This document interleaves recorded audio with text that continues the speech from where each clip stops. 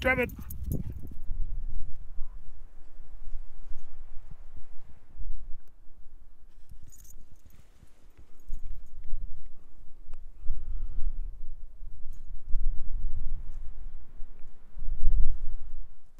Hello friends, family, total strangers.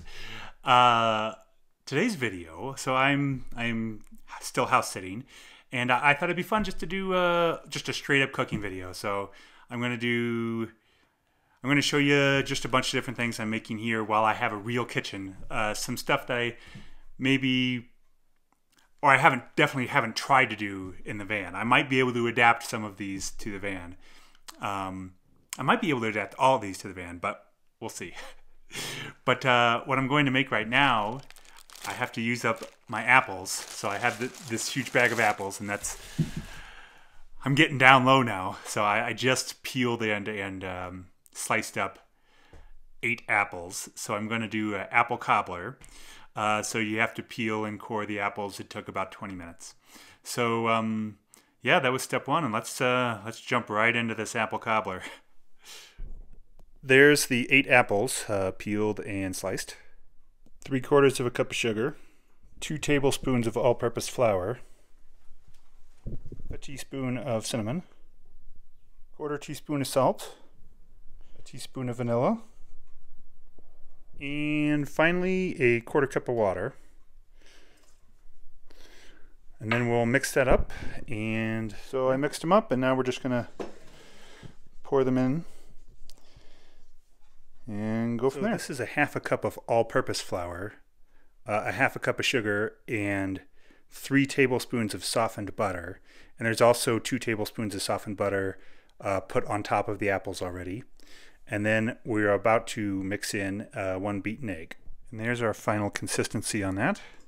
And that's just going to get spread on top of the apples. And then we'll throw it in the oven at 375 for about 40 minutes. Well, that's what it's going to look like before I throw it in the oven. It looks pretty good to Jax too, who's hovering around.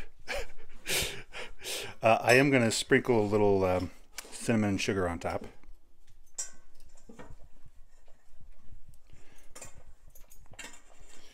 So we'll see how this comes out. We'll check back with you in 40 minutes. I am not sure how this is going to taste, but it smells freaking amazing. It was not done after 40 minutes, so I put it in for another 15 minutes. So all said and done, it was 55 minutes. So if I was to do a version of this in the Road Pro, I would at least half the recipe, maybe even do smaller than that, and I would have to do it probably at least 2 hours. I did also do some fresh whipped cream, so I just took one of these little things of whipping cream and added a little sugar and then just whipped it up with a wire whisk. And we got a nice, good consistency there. You wouldn't be careful when you're adding your sugar, because you can always add more sugar, but you can't take it out. So I just put sugar in to taste.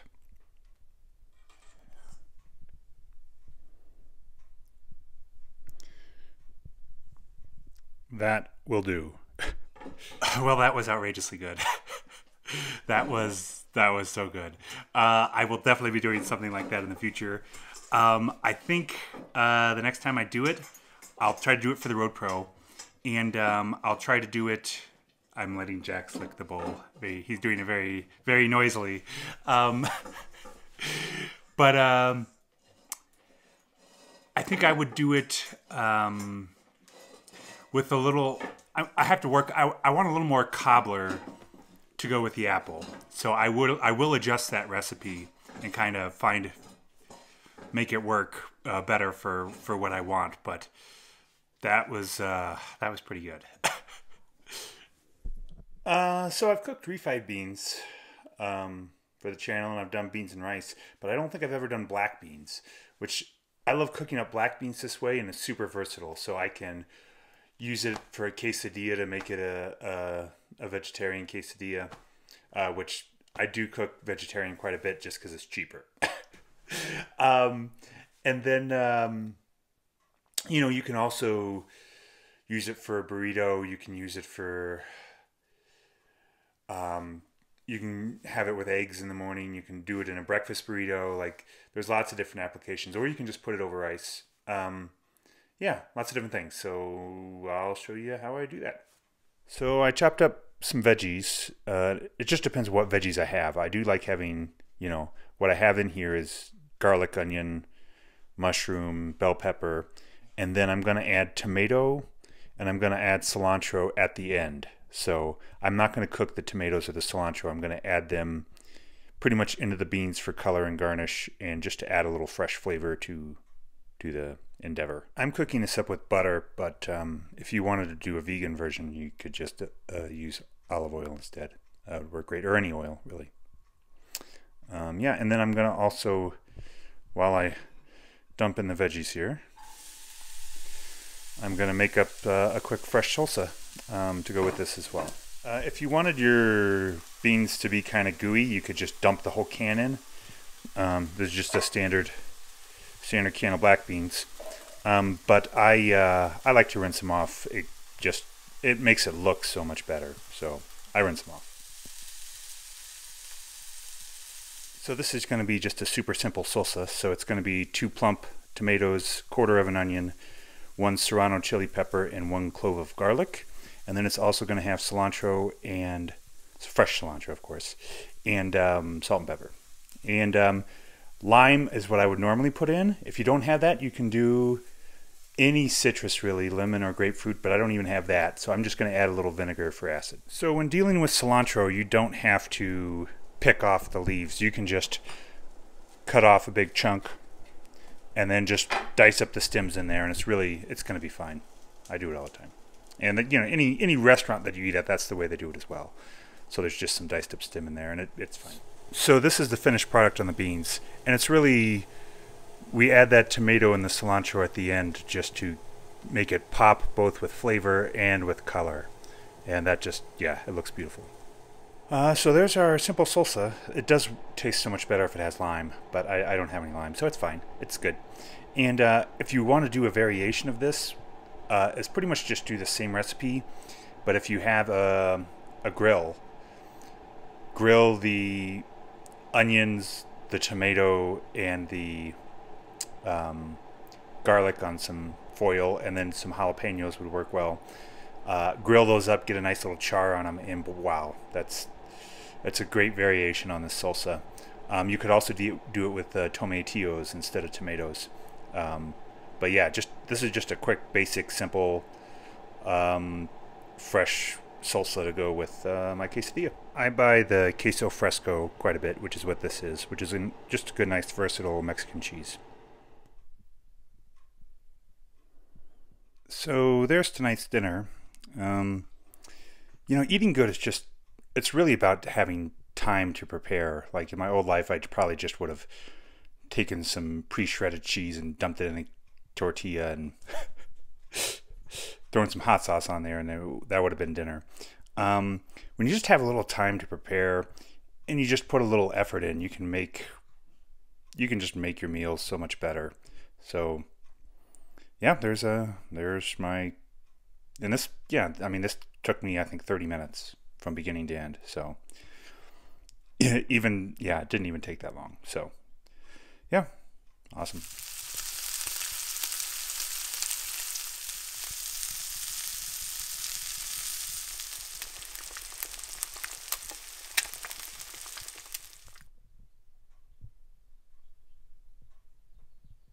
So tonight we're just going to do a simple pasta.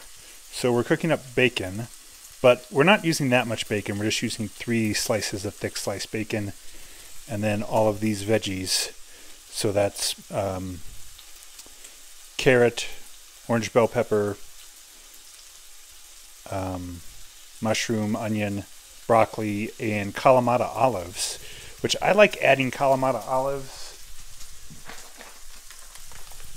and sun-dried tomatoes to these little dry pastas like this. So You don't always have to make a sauce. Sometimes you can just do something like this. And I'm also going to add some fresh basil. And so, yeah, anytime you're cooking with fresh basil, make sure you don't add it till the end. So you don't want to cook it. You just want to add it at the end. And yeah, here we go. Just added the broccoli, onions, and mushrooms to start because I didn't want to crowd the pan. I want to get a good sear on those so they char just a little bit. And it's just going to add so much more flavor. And then I'll add the rest of my vegetables once I get that. So yeah, there's not a whole lot of bacon in here, just enough to flavor. So if you wanted to make this vegetarian or even vegan, you could just leave the bacon out. And I'm going to put Parmesan on there as well. So there's the finished product. I wish you could smell that. I can't wait. So we are about to make one of my favorite simple dishes. This is ubiquitous all through Asia. But it's called, in Thailand, which is kind of the version that is most similar to what I do, is called jok, J-O-K. But in China it's called kanji, and then there's a Japanese, a Korean, like pretty much all of Asia has a version of this. But it's just a rice porridge. So this is a simple recipe of it. It's just 1 cup of rice to 8 cups of water, or 1 part rice to 8 parts water, and then you can adjust the water as you go. And so yeah, I'm going to bring it to a boil, and then it's just going to cook for like 6 hours until the rice breaks down, and it's, yeah, pretty much like a porridge consistency. And you could do this with stock. I highly recommend, if you do it with stock, you make your own stock and lightly salt it, because one of the main garnishes of this is soy sauce, and it'll be too salty if you use a regular salted stock. So this is what it looks like when it's done. It's just a porridge, and again, this is super simple. And then this has pretty much no flavor, so you get all the flavor from what you put in it. So it's really a vehicle for what you put in it. So we're reheating our jok here. We're going to do a super simple version of it. You can put in any meat you want, chicken, pork, anything really. I even had some bacon in it, cooked up. And then you can also cook up some vegetables and put it in it. But the basic standard version is fresh ginger with green onions, and then you season it with soy sauce. You can add a little sesame oil or chili sauce, or whatever else you want. And then it usually has an egg in it. I am going to do it's normally, at least the Thai version, is a boiled egg, and that's what I'm going to do. I'm going to do a over medium boiled egg. So in order to do that, you boil it for exactly 7 minutes. So timer is set, and go. And now we come over and drop our egg right in. And yeah, in 7 minutes we should have a gooey centered egg. Fingers crossed. So there it is, a really simple, straightforward dish. I should note, when I pulled out the egg, I just used a spoon to pull it out of the water, and then I put it into cold water to make it easier to get the shell off, so it wasn't so hot on my hands. And the shell came off really easy that way. So yeah, there she is, jok. So yeah, that was awesome. It's just such a simple dish. I mean, it takes all day to cook the jok in the first place, but after that, you just cook a big batch, keep it in the fridge, and it's just so, I just love the way, soy sauce, sesame oil, fresh ginger, green onion, the gooey egg on just this simple rice porridge. They just play with each other so well. It's such an awesome, straightforward dish. It's one of the things I wish I might try to figure out a way to do it in the van. I don't really feel comfortable using the Road Pro for 6 hours. I mean, it is just a cheap little plastic oven all said and done. So I don't want to cook with it for 6 hours at a time, beyond the battery draw for that. So I'm thinking of trying to do it with a version in a thermos, but we'll see. I have a food thermos, so we'll see. I'll get back to you on that one. I'm gonna give it a try because I really do love joke, and it's I just had it for dinner, but it's definitely something that I will eat for breakfast as well, which is what it's most popular in Asia as a breakfast food. But yeah, I think that's pretty much my video. It was fun having a kitchen for a week. Pretty exciting. I love the van, and this has really convinced me there's some things I really need to get for the van. Really need an iron skillet. I really need a mixing bowl and a wire whisk, and it would be really nice to have a big pot like hers, that Le Creuset pot that I did the apple cobbler in, and I also did the joke in it. That thing's awesome. I want one of those. They're expensive. So I probably won't have, and they take up a lot of space, which is the more important thing for the van. So probably won't be getting one of those anytime soon. But anyway, thanks for watching.